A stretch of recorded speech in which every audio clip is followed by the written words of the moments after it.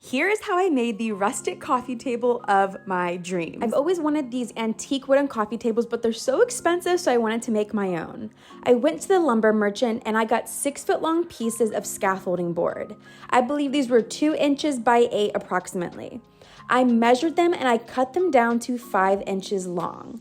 I did this to 3 pieces, which was going to be the length and the top of my coffee table.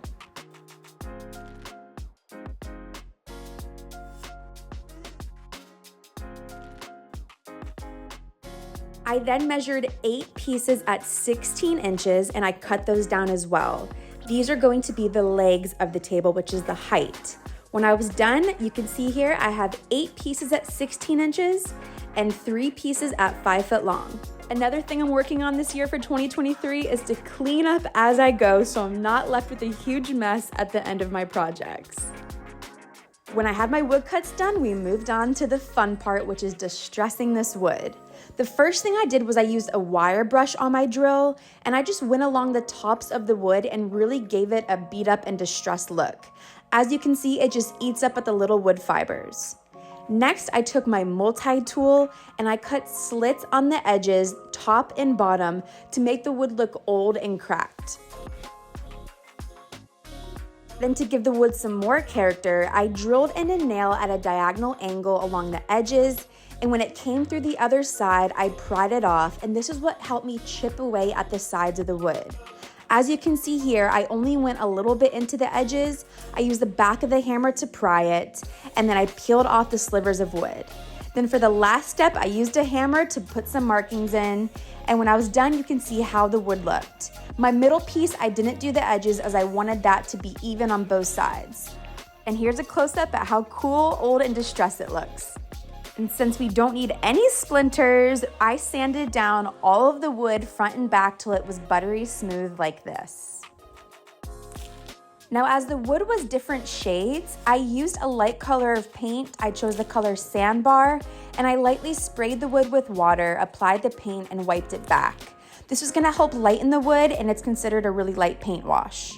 Once that was dry, I took some adhesive, and I took one of the legs. I applied it to the back, and I attached a leg back by back so it would be nice and thick.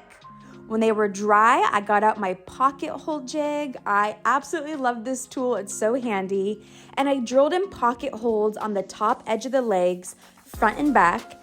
As you can see here, I did 2 on this side and I did 2 on the other side. Now to find out the length of screws that you need for your pocket holes, all you do is get out a chart, and since my wood was over 38 millimeters thick, I needed to use 60 millimeter long screws.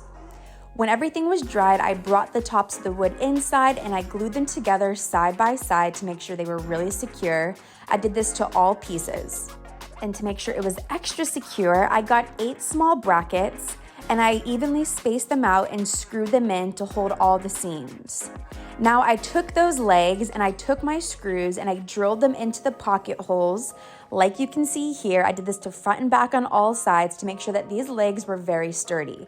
Now, since I had tons of holes where these pocket holes were screwed in, I didn't really want them to be visible, so I took some wood glue and a wood dowel and I pushed that into the holes.